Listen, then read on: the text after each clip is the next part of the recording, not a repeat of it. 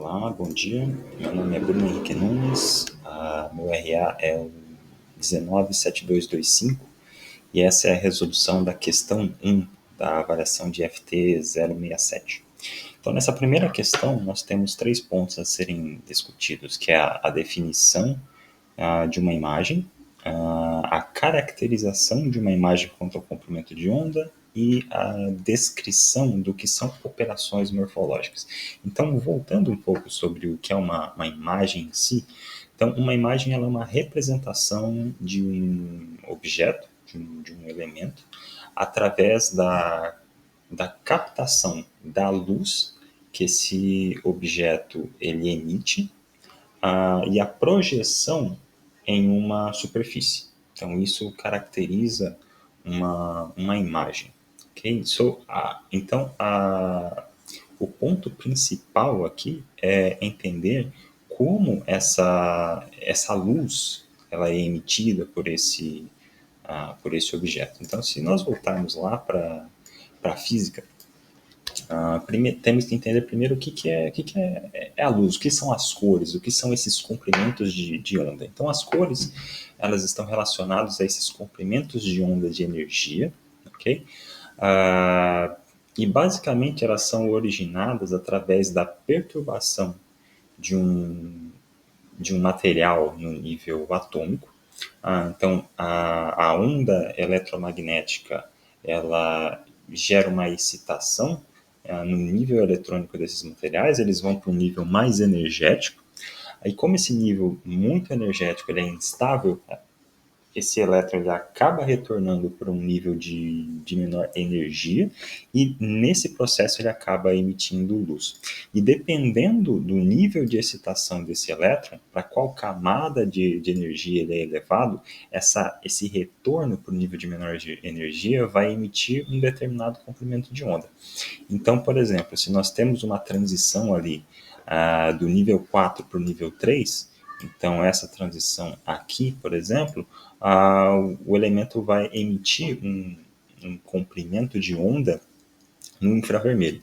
Se ele tiver uma transição ali de 3 para 2, ou de 4 para 2, ou de 6 para 2, ele já vai emitir uma luz com comprimento de onda na faixa do visível.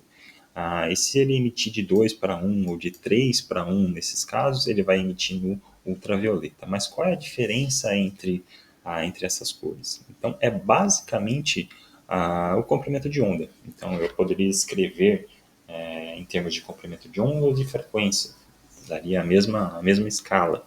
Mas como eu defino o infravermelho? O infravermelho são aqueles comprimentos de onda que eles são maiores do que os da luz visível.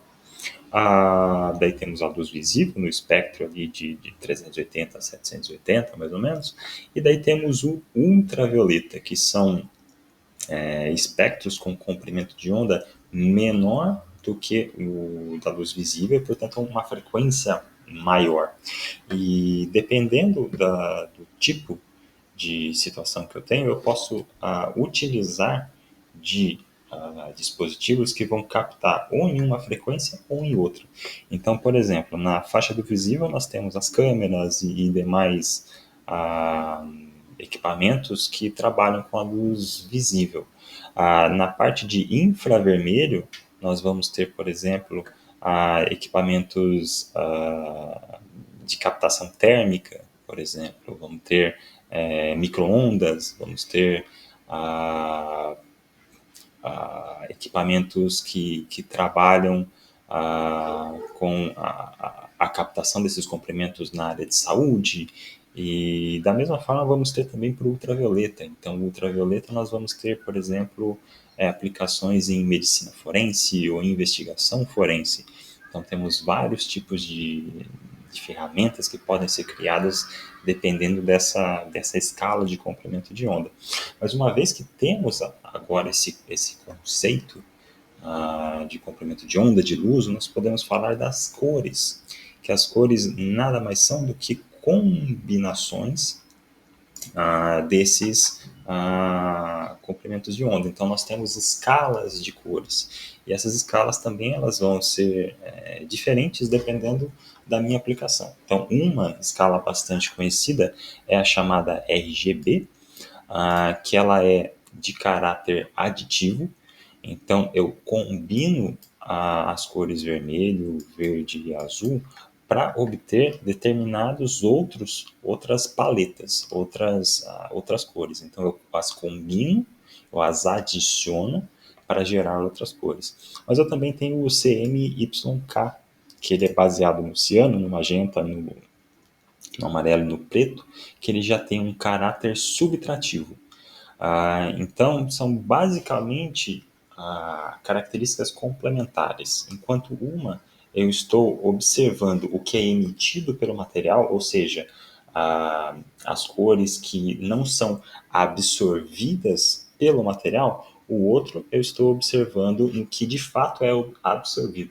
Então, elas são meio que escalas bastante complementares. O CMYK é muito utilizado em impressoras, enquanto o RGB é talvez o mais utilizado e é o que nós vemos aí em câmeras, em telas, e tudo referente a, a televisão. Então, é muito utilizado nesses casos. Mas, além disso, temos também outra escala, que é a HSI, que ela é baseada na matiz, na saturação e na intensidade. Okay? Então, a matiz, ela diz respeito a qual família de cores um determinado comprimento de onda pertence. Então, temos aí um ângulo que ele vai de 0 a 360, ele passa por várias famílias. Então, temos aqui o rosa, o vermelho, o amarelo, o verde, o azul. Então, ele diz respeito a essas famílias. Daí temos a saturação, que ela se refere ao quão vibrante ou apagada vai ser uma cor. Então, por exemplo, ela pode ser muito vibrante aqui, ela já pode ser um pouco mais escura, um pouco mais apagada, dependendo da escala que eu caminho aqui na indicação de saturação. E eu também vou ter a intensidade, que é o quão a clara ou escura vai ser uma cor. Então, eu posso ter um 0 muito escuro aqui e um 255 muito mais claro aqui. Então, essas escalas elas servem para representar essas cores. E a partir disso, a partir da captação desses comprimentos de onda, eu consigo gerar essas imagens. E o que são essas imagens? Então, existem basicamente existem muitos tipos de imagem, mas aqui eu vou falar basicamente de dois, que são as imagens de característica matricial e de vetorial. Então, qual é a diferença? A matricial é porque basicamente eu tenho uma matriz com pixels indicando características dessa imagem. Então, eu tenho o JPEG, o GIF, o PNG, o bitmap, que são de natureza matricial. Já na imagem de natureza vetorial, que é muito conhecida pelo SVG, ao invés de ter uma matriz, eu tenho elementos geométricos definindo características dessa imagem. Então, por exemplo, quando eu faço uma expansão, eu enlargueço essa imagem, por exemplo, a matricial ela pode sofrer, por quê? Porque você está alterando muitas dimensões desses pixels. Já a vetorial não, porque ela consegue se reajustar com base em operações matemáticas e geométricas dessa imagem. Então eu consigo ter esses dois tipos no nosso dia a dia. E com relação à imagem matricial, graças a essa característica de matriz, eu consigo aplicar as chamadas operações morfológicas. Então, o que são operações morfológicas? É basicamente uma reconstrução, um processamento da imagem através dos chamados elementos estruturantes. Então, eu vou aplicar operações matriciais nessa imagem e através disso eu vou conseguir alterar propriedades dessa imagem matricial. Então, temos basicamente 4 que são os mais utilizados, que é a dilatação, onde eu aumento a matriz original eu tenho, através da implementação desse elemento estruturante, eu tenho a erosão, onde eu diminuo essa imagem também através de operações, e daí eu vou ter a abertura e o fechamento, que basicamente são combinações de dilatação e erosão. Então, na abertura, eu vou primeiro aplicar uma erosão na imagem.